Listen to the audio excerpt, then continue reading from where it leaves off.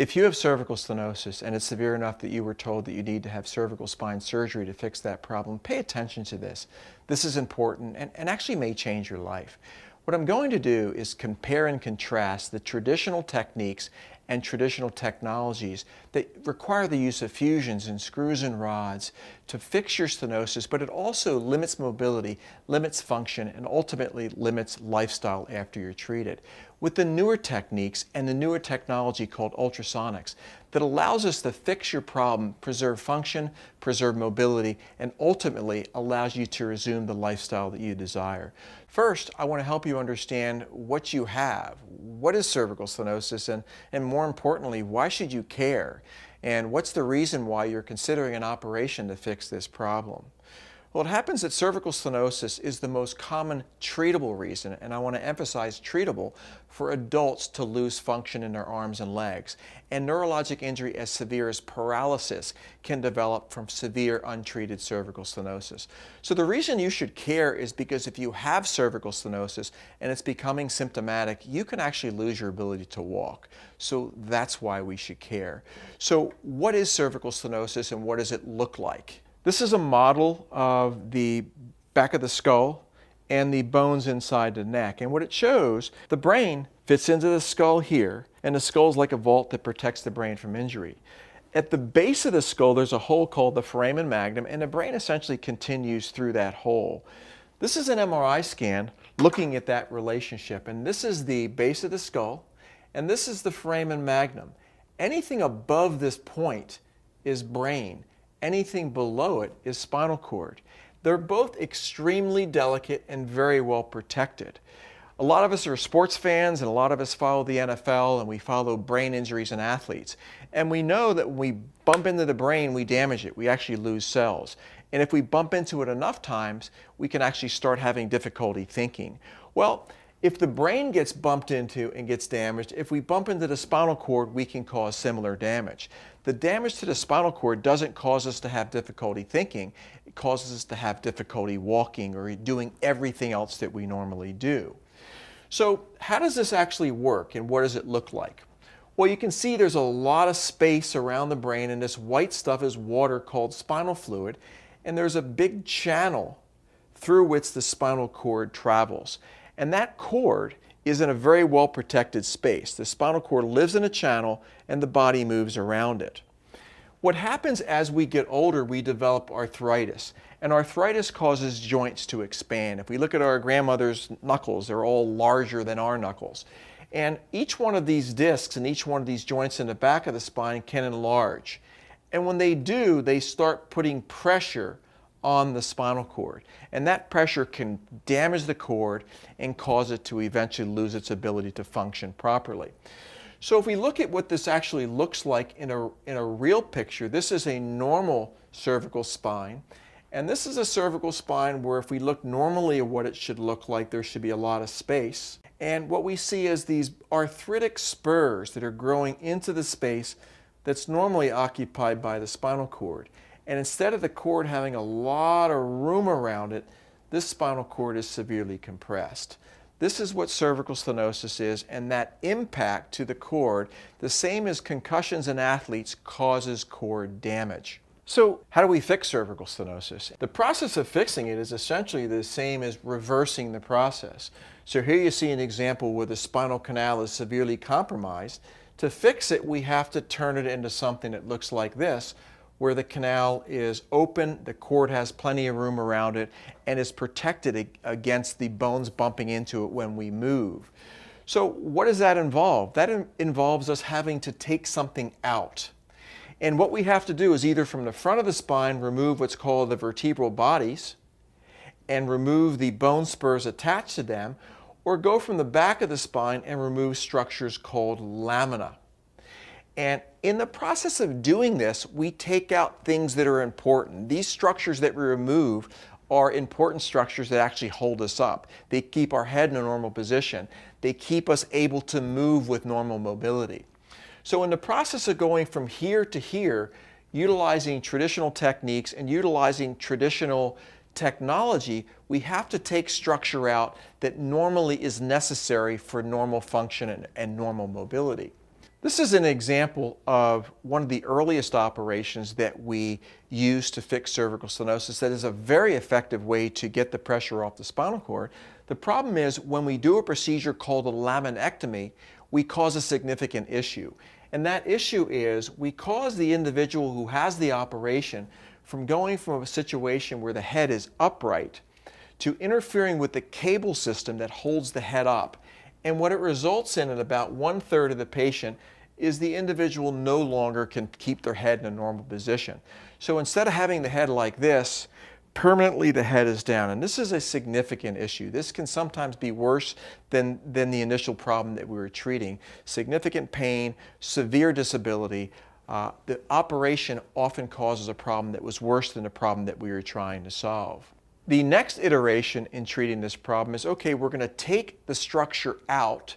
That structure that's removed is necessary. It's going to cause problems holding the head in a normal position.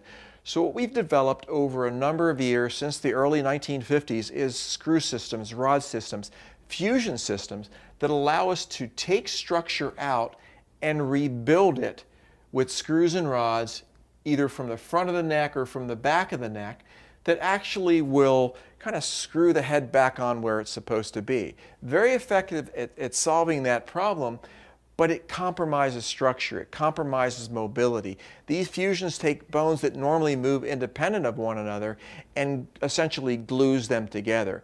And what it results in is a lot of things. Number one is loss of mobility, loss of lifestyle, but it also causes stress to be transferred above and below the area that we fixed and causes this problem to progress in another location. This next short video is what you've been waiting for. This actually is kind of where the rubber meets the road. What it does is demonstrates the use of traditional cutting tools that we use to remove cervical stenosis, to remove the bone spurs that are pinching the spinal cord, versus the use of a new what's called ultrasonic tool that uses high-speed vibration that also removes the bone spurs, can be used in a much smaller space, actually from the inside out. And we can take out the stenosis without taking out the important structures that actually hold the head up. So we can avoid fusions, we can do procedures that maintain function and mobility and ultimately lifestyle. So this is an example of a traditional cutting tool that spins fast, it tears, and it essentially rips out the bone. When it's used next to something delicate, it's actually quite dangerous. Compared with an ultrasonic tool that uses vibration, there's no sharp edges, and it can be used in very small spaces. It's much more powerful, it cuts through bone much more effectively than a traditional tool, but used on something delicate like a balloon or next to a nerve, it's quite safe. If you know how to use this, it's actually quite difficult to pop that balloon. Using it next to something delicate like a piece of tissue, it also won't damage it. But when I work inside a spine, and this is an example of working inside a model with a balloon on the inside. And what this tool can actually do is it can work inside the bone, directly in contact with the balloon, directly in contact with the nerves, remove the bone spurs, remove the stenosis, but not damage the nerves. This is a traditional tool trying to do the same thing. Clearly, the process is much different. So what the new tool allows us to do is treat stenosis from the inside out. We're able to remove the bad stuff and save the good stuff. And functionally, that creates a completely different paradigm in the way we can fix your problem. Well, here's a quick graphic of the traditional technique where we have to essentially take out the pressure from top to bottom. And in order to do so, in this case, we're removing what's called the lamina, or doing a laminectomy. Ectomy means to remove. Well, attached to the lamina, attached to these bones is a cable. That cable holds our head up. And when we do a laminectomy and we remove all of this stuff to reopen the channel, what we've done is detach this cable. And in the process, we take away what holds our head up, and the head will fall down. What we then do is replace it with screws and rods, either from the front or the back. The reason we put the screws and rods in is because we've taken out that structure that holds our head up. So what is the newer technique able to do? What the newer technique does, we don't have to take this out. We can actually make a small access and work under the area where the cord is pinched. So in this picture, instead of removing all of these bones, removing all of the lamina, and taking away the cable system, what we're now able to do is through a small incision, we can work under it. And what we do is we save all the structure. So I can rebuild this channel, but not damage something that needs to rebuild. And the end result is removing the stenosis, protecting the spinal cord, preserving function, mobility, and again, preserving lifestyle and the ability to do the things that you wanted to do after surgery.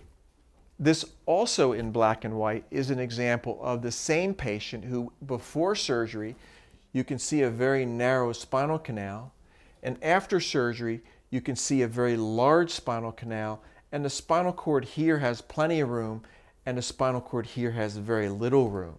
So the difference really is a plastic, a reshaping of the spinal canal done ultrasonically versus an altering of the anatomy of the neck that needs to be rebuilt. This patient will very likely have very good mobility, be able to resume things like golfing and skiing and running, skydiving, anything you want to do, as long as your cord is still functioning well, you can very likely do after this operation without significant restrictions.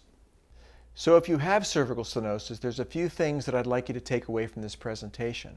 Number one is severe stenosis can cause profound neurologic injury, as severe as paralysis. If you have it, you need to have somebody evaluate it that's familiar with the new types of treatments and is also familiar with just how to make the diagnosis and be able to tell you, is this a problem or not? And there are ways that we can actually determine that. Number two is the ultrasonic techniques offer better options. Treating cervical stenosis with traditional techniques have real trade-offs. Treating cervical stenosis with the newer techniques actually can preserve structures that preserve function, that preserve lifestyle and mobility. The next thing is that if you've had surgery previously, have had a fusion previously, and now we're developing stenosis again, the new ultrasonic techniques really offer much, much better options for being able to fix adjacent level stenosis without doing additional surgery. So what this does is stops you from doing one operation, then another operation, and just constantly chasing your tail trying to get ahead of the problem. The newer techniques decrease the rate of revisions dramatically and are able to fix the problem without additional loss of mobility. Our team at the Cantor Spine Center is here to help. If you've been told that you need to have cervical spine surgery to treat cervical stenosis, give us a call. We'd be glad to provide you with a second opinion. If you have questions, you've been told you need surgery, but you really don't know if you do, we can help you with that. Are you a candidate for some of these new minimally invasive ultrasonic techniques that really provide you with potentially better options? We can help you with that as well. If you're local, stop by. If you're not local, we treat an enormous amount of patients from out of the area and international patients. Telemedicine has made that much easier. We can upload your MRI scan, we can talk to you face to face, and we can make the experience almost as if you're here and really work you through the process. So let us know how we can help. Let's navigate through this process together.